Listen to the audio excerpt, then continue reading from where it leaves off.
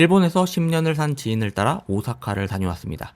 저도 해외여행을 꽤나 가는 편이라 생각했는데 생각지도 못한 꿀팁이나 돈 아끼는 법, 게다가 돈 버는 방법까지 배운 여행이 되었네요. 이번 2박 3일 여행에서 제 지인은 여행비를 빼고도 약 100만 원 이상을 벌어가더라고요.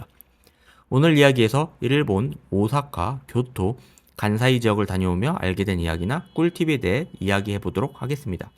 첫 번째 꿀팁은 공항 라운지 이용입니다. 아는 사람들 사이에서는 무료급 식소라고 불리는 곳인데요. 전 이게 항공사 마일리지를 쌓은 사람들만 들어가는 VIP 공간 같은 건 줄 알았네요. 근데 이게 웬걸 라운지 혜택이 있는 신용카드를 만들기만 하면 무료로 입장이 가능하더라고요. 이걸 해외여행 10여 년을 넘게 다녔는데 몰랐더니 저만 모른 거 아니죠? 라운지 혜택이 있는 카드는 너무 많아서요. 자신의 해외여행 빈도나 패턴에 맞춰서 적당한 카드를 골라보세요. 저 같은 경우는 연 2회 이용이 가능하고 국내 라운지만 가능한 카드를 만들었고요. 무실적의 연회비 15,000짜리 카드를 만들었네요. 보통 공항에 가게 되면 비행기 타기 전에 밥도 먹고 커피도 한잔 하기도 하잖아요. 밥만 먹어도 10,000원 초반대 커피까지 한잔 한다면 거진 20,000원 돈은 나가는데요. 라운지 이용을 한다면 제 기준으로 연회비 7,500원으로 뷔페식 음식을 무제한으로 먹고 와인이나 양주 등도 먹고 싶은 만큼 먹은 뒤 비행기에 탑승할 수 있어요. 완전 개꿀이죠. 오사카에 도착했다면 대중교통을 이용해야겠죠? 저희는 클룩이란 사이트에서 간사이 패스를 구매하여 이용하였습니다. 한국도 물론 정액제 개념이 있지만 보통 티머니 카드를 가지고 이용한 만큼 돈을 내잖아요. 하지만 일본은 그러면 비용이 너무 나가요. 그래서 이런 패스 종류를 구매하셔서 싸게 이용하시는 게 좋습니다. 이 부분에 대해서는 자세히 다루진 않을 거예요. 이건 각 패스마다 정보가 다 다르니까요. 다만 알아두실 점이 있는데요. 패스가 고장나는 경우가 있습니다. 이번엔 제 지인이 해당 패스가 고장나서 통과가 안 되더라고요. 그럴 땐 당황하지 마시고 영무원에게 패스를 보여주고 안 된다고 하면 연문으로 빼줍니다. 근데 참 어이가 없는 게 이럴 경우 패스를 바꿔주면 되는 게 아닌가 싶은데 바꿔주진 않더라고요. 자, 다음으로 일본은 한국과 다르게 지하철 소유주가 제각각이어서 간사이 패스로 커버가 되지 않는 지역이 생기게 됩니다. 이럴 땐 어떻게 하면 좋을까요? ICOCA라고 하는 티머니 같은 카드를 발급받을 수 있는데요. 이 카드를 티머니처럼 이용하시면 됩니다. 물론 태깅해서 사용해도 좋지만 저의 경우는 애플 지갑에 카드를 등록하여 사용했네요. 이게 좋은 점이 추후에 충전할 때 온라인으로 필요한 금액만큼 충전해서 사용할 수 있어요. 그리고 티머니보다 애플페이가 반응 속도가 훨씬 빠르더라고요. 아이폰 유저로서 한국에도 빨리 도입되었으면 좋겠네요. 트래블로그 카드를 갖고 다녔는데 이번에 처음 써보게 되었습니다. 다들 아시는 것처럼 앱에서 원하는 통화로 미리 금액을 환전시켜 놓은 뒤에 일본 지하철 내 ATM 또는 편의점 아무 곳이나 들어가면 대부분 환전을 쉽게 할 수 있습니다. 다행히도 한글로 되어 있기 때문에 무리 없이 진행이 가능합니다. 첫날엔 일본의 로컬 신사를 방문해 봤는데요. 여기서 먼저 알아야 할 부분은 신사참배에 대한 이야기입니다.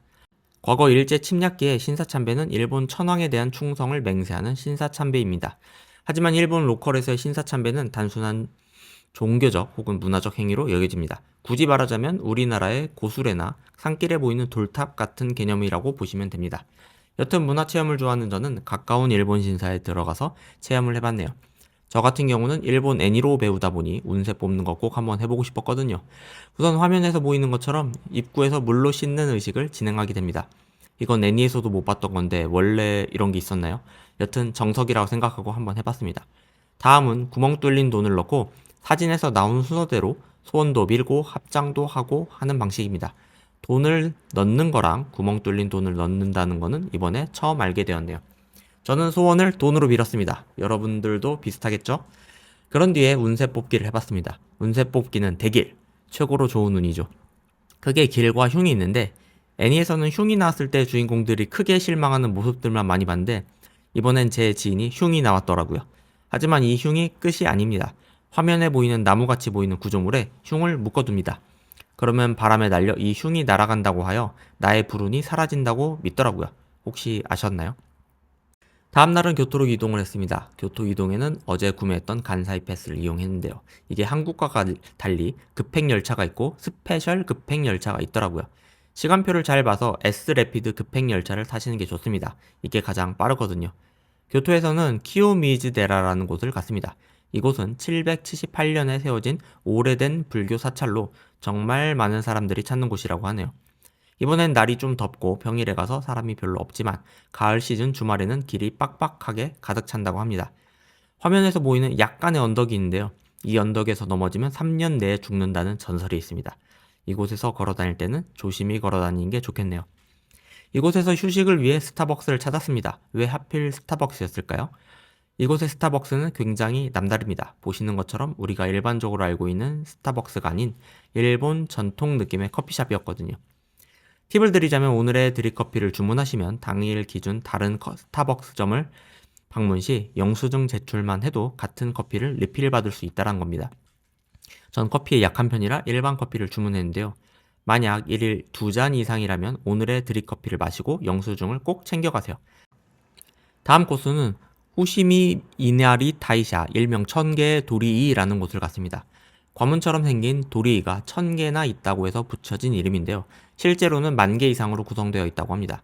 처음에는 신기해서 끝까지 올라가 볼까 했는데 한참 올라가는데도 아직 3분의 1도 안 온 거예요. 그래서 포기하고 다시 내려왔습니다. 여긴 산 정상까지 올라가는 데만 해도 약 2시간은 걸린다고 하네요. 등산을 좋아하신다면 한번 가보세요.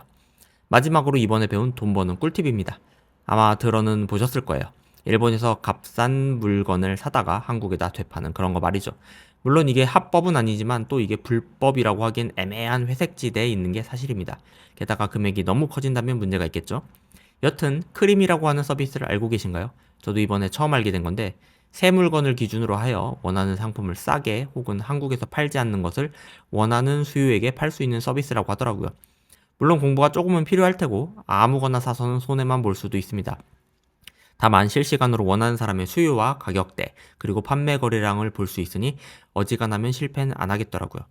물론 이틀 내내 백화점 투어를 따라다니면서 옆에서 봤지만 막상 하라고 하면 글쎄라는 생각이 들긴 하네요.